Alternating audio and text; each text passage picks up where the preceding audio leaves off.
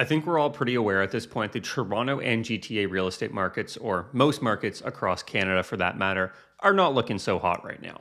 But what you may not be aware of is that the number of motivated sellers in the Toronto Real Estate Board has increased by 166% since the beginning of the year. And I don't expect that number of motivated sellers to decrease significantly anytime soon. What do you think? Are we going to see the number of motivated sellers continue to increase over the next year? We're going to chat about how the number of motivated sellers in Toronto is rising rapidly, but not yet at the levels we saw in 2022. And what's even crazier, the Toronto condo market inches even higher into firmly a buyer's market, while the Toronto detached market is in a balanced market. My name's Macallum, and I'm a real estate agent and team leader in the city of Toronto. If you're looking to buy, sell, or rent, you can click the first link in the description of this video. From there, select a time that works best for you, and I'll give you a call. And if you learn anything from my videos and haven't already subscribed, please take 2 seconds to do so. My goal is to hit 500 subscribers by the end of the year, and I'm 100 away from that number. Okay, so motivated sellers. What is a motivated seller and how do we define it? Because when you think about it, every single person who lists their home for sale is motivated to sell, as in they want to sell their property. But really, a motivated seller is typically someone who is in a pinch and absolutely needs to sell their real estate. It's not always the case, but for the most part, it's true. Okay, so the seller and the listing agent know they're motivated, but how do buyers know if the seller is actually motivated?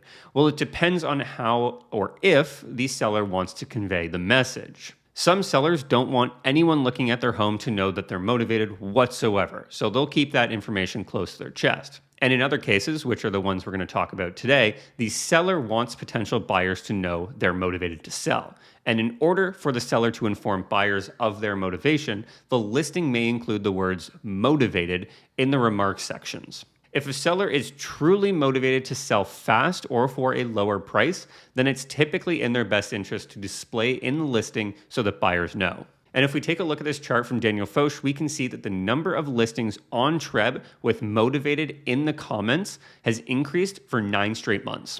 We have detached homes in dark gray, condos that are in mid-gray color, and commercial in light gray. But we're not going to focus a whole lot on the commercial numbers in this video. In October of 2023, there were 400 listings on the Toronto Real Estate Board which displayed the word motivated in the remarks section, which is up from 150 in February.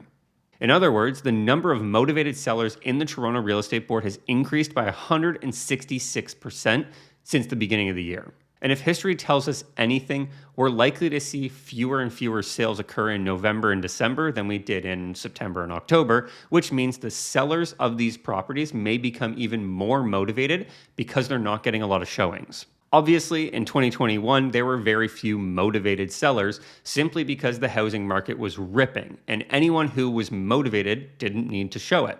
Their home, assuming it was priced correctly or priced artificially low, was going to sell within the week. And then we hit March of 2022 when the first rate hike hit our pockets. From there, as you can see, we quickly jumped up from maybe 75 motivated sellers in February to over 500 motivated sellers in May, which represents an insane 566% increase in motivated sellers. But why did we see this massive increase in motivated sellers? Because it was too early to be from the rate hikes.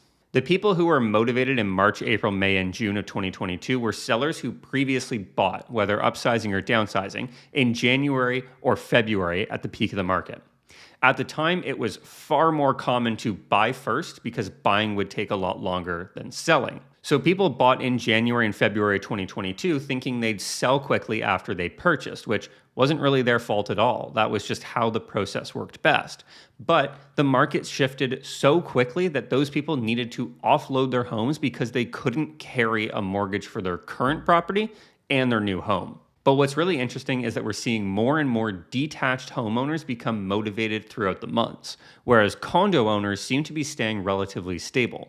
But why is that interesting or weird though? Well, because condos in the Toronto real estate market in yellow continue to push higher and higher into a buyer's market, while Toronto detached homes are actually dipping from a balanced market into almost a seller's market. We'd expect to see the inverse, where condo owners would be more motivated, seeing that the months of inventory is significantly higher. It may be, though, that the detached homeowners are more heavily leveraged given the cost to purchase that home type is higher.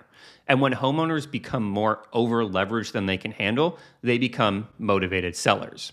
So let's see how many motivated sellers there are in the market in the spring.